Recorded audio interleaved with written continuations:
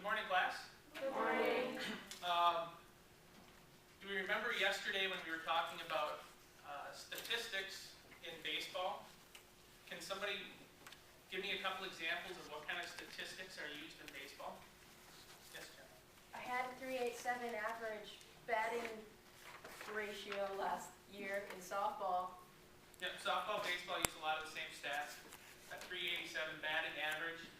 They average the amount of time you spend at bat compared to how many times you actually get a hit. So, any other statistics that we can remember from baseball? ERA. The ERA, the earned run average. Any others? Slugging percentage. Slugging percentage. RBIs. RBIs, that's a statistic, sure. There's on-base percentage. There's lots of them that we talked about. Well, today we're going to switch gears. We're going to go into football. We're going to talk about football a little bit. And what kind of statistics are used in football? Completion percent. Completion percentage, yeah. Yep. Besides what's on the board, is there others that we can come up with? Yards after contact. Yards after contact? Yep. It's not fine. How many took yours, guess? And number of tackles. Number of tackles, sure. Third down conversions. There's lots of statistics in all sports. In baseball, pitchers are measured typically by their earned run average, their ERA. In the NFL, how do they evaluate quarterbacks? The completion of passes. Completion of passes is part of it, but they use what they call an NFL passer rating. And if you watch football, a lot of times the broadcast announcers will even be confused as to how this is set up. How do they determine what the passer rating is? Well, today we're gonna look at that. We're gonna go through the process of determining what a passer rating is. So I'm gonna hand out some papers. They can take one and pass them down. And just leave the extras at that end.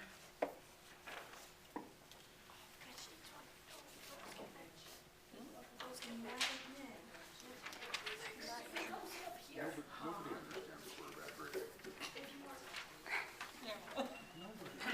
Now the passer rating has a range, meaning a low to high. The low is a 0, and a high rating, the highest rating is a 158.3. Seems like such an odd number, but that's the number that it is. So we're just going to look at some of the stats from this last week in the NFL. Who do you think was the best quarterback in the NFL this last weekend? Any thoughts? Tony Romo. Tony Romo, he was up there. Aaron Rodgers. Aaron Rodgers was up there. Anybody else? Chris Pounder. No. Anybody else? Way to bring everything. Okay. Yes. Eli Manning. Eli Manning had a good game. Tim Tebow. Tim Tebow, he had an interesting game statistically, but his passer rating wasn't too bad, actually. Peyton Manning. Peyton Manning was not playing. Statistically, according to the NFL passer rating, the highest rated passer in the NFL was Matt Shaw. He had a passer rating of 154.9. So he was just shy of that perfect score of 158.3.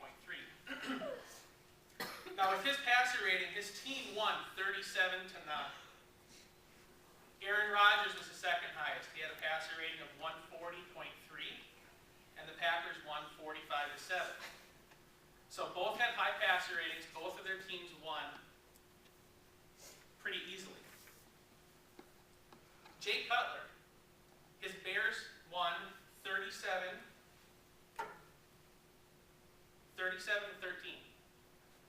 What was his passer rating? Anybody want to take a guess? 133.7. No.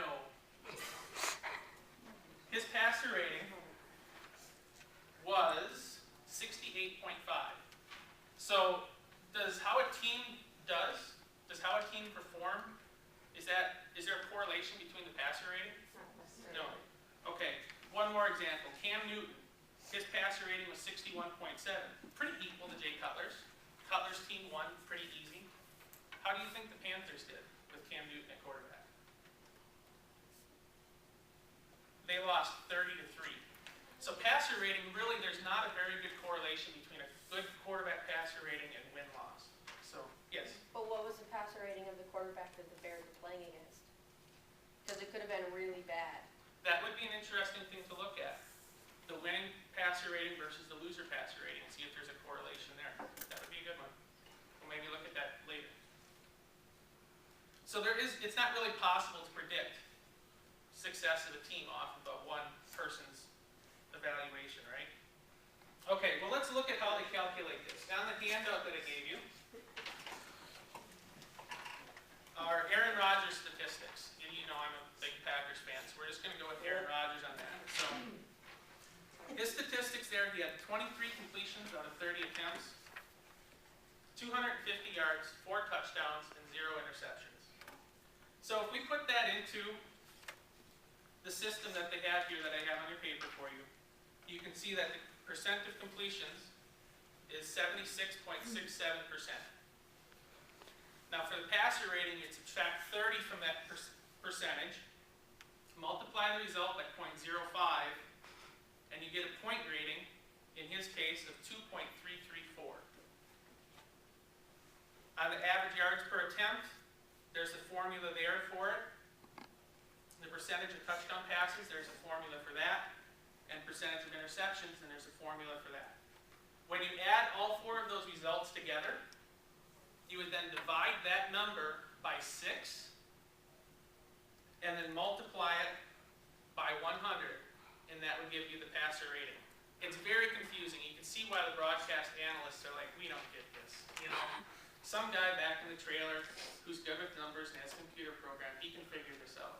But could we apply this to our high school football team? Sure we could. If we had the numbers from the game, we could apply this to see how our quarterback did versus their quarterback. So what we're going to do, since we don't have stats from our high school football game, we are going to create our own stats. So I need a volunteer to come forward and throw passes to you guys. I will.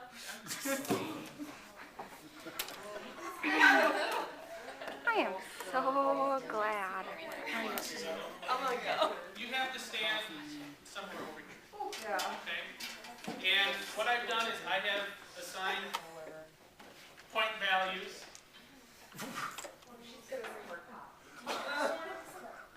I've assigned point values to each one of the seats that you're in, and then just randomly assigned specific seats.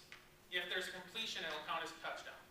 So if there's a completion, you're going to get the points for that completion as yards. And if you complete the randomly assigned seat, then you're going to get a touchdown for it. We're not going to worry about interceptions. There's not really a good way to do that. I'm not making someone run around and try and block the ball. So when you're ready, just start with Mitch and go down the line and back and go. Oh, I'm so glad I'm on the camera. Ready, Kelsey? Yeah. What if I get the ball? She had it! She wanted help! Did you not? Yeah, I did. I'm just trying to help a friend out. Good catch. That's Erica's face. It's knocked in.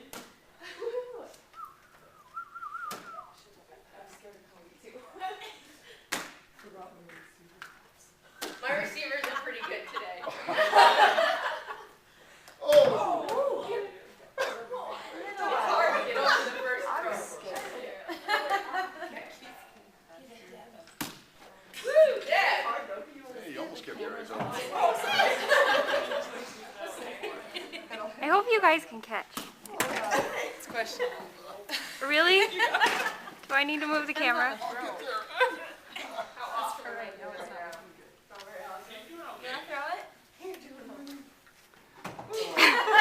Oh, get out of the way.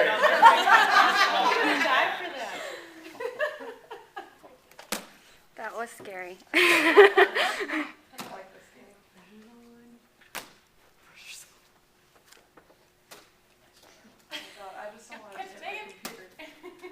I just don't let him.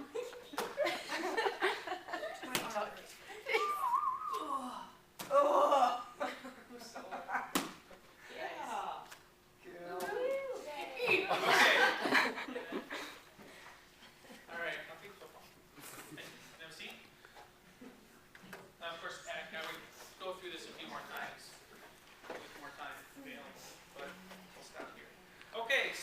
take and figure out what Jen's passer rating is. So if everybody gets a pencil, and if you have a calculator, that would be a good thing to get out. If not, maybe we can just kind of share some. There's 3 in the front pocket of my bag. Okay.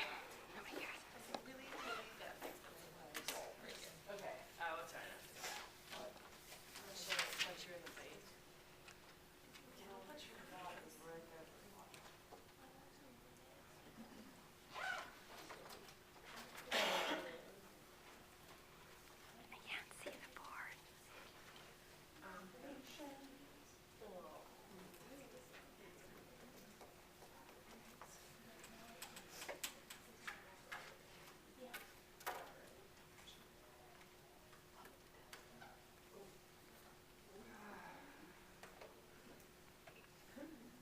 Okay, if somebody can add up these, and that'll get us a total yardage. Somebody got a calculator to do that? I do.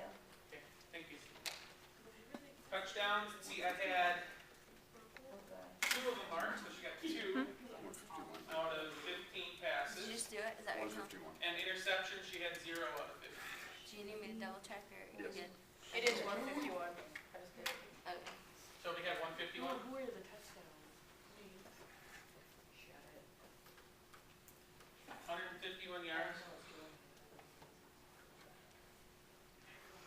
All right. So let's look at completion percentage. Using our formulas that we have, what percent of her passes were completed?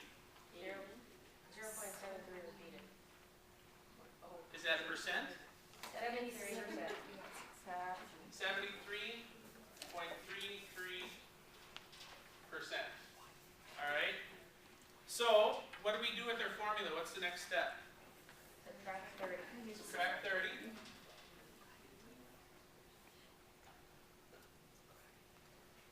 $43.33. And then multiply it by 0.05. And what's our result? 2.16. I should say 2.17. 2.17. Okay. Now average yards per attempt. We had 151 yards, 30 attempts. What's the average yards per attempt? I'm sorry, 15. 15 attempts. 10.06. 10.07.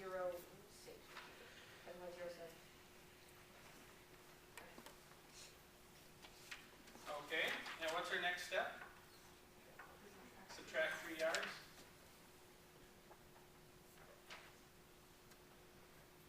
And then what do we do? Multiply by 0.25. Okay, and what do we get for an answer? Multiply 7. What's that? 1.77. Stop, that really. Okay. And our touchdown percentage, we had 2 touchdowns out of 15 attempts, so what's our percentage? 0.13. I mean, 13.33%.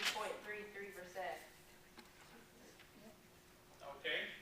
It's important to remember that when we go to percentage, we change this to a fraction, but then we have to multiply it by 100 to get our percent. So, all right, what's our next step on the percentage of touchdown passes?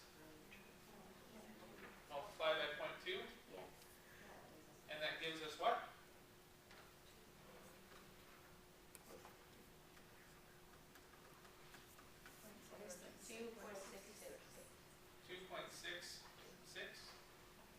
Well, 6.7. 7, all right? No, 2.666. So 2.67 will be. Or 2.66. All right. And then look at the note there. There's a note on each one of them. And here, this one's going to affect the answer. It says, if the result is greater than 2.375, you award 2.375. And since 2.67 is bigger than 2.375, we'll award that many points for it. Percent of interceptions should be real easy. What's the percent of interceptions? 0.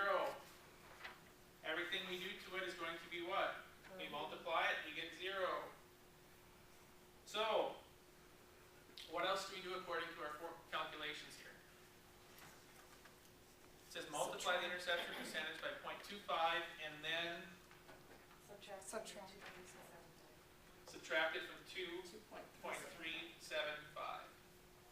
And we'll award that many points.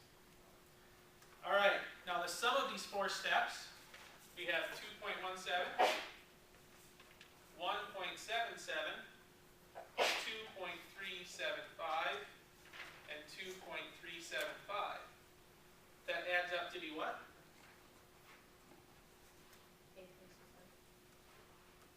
8.69. All right, and then we divide that by 6. And we get what for an answer? 1.45. 1.45. All right, there's one last step to it. What is that? Multiply it by 100. So we get 145.0 for a passer rating. Is that pretty good? Yeah. It is pretty good. Can we determine whether or not, if she was the quarterback, whether or not her team would have won? No, that doesn't determine anything. It's not a very good predictor, although usually a score at that range usually means that the whole team played pretty well, because you can't get there unless your receivers are playing well and catching the ball well, unless your line is blocking for you. So this is just an idea of how to calculate the NFL passer rating in a way to use the algebra that we've been studying and apply it to statistics that we see every weekend in the fall. So for your homework, I want you to write a paragraph and just answer one of the following questions. What is the passer rating good for? What does it measure? Can we use it to predict scores of the games? Can we use it to predict the outcome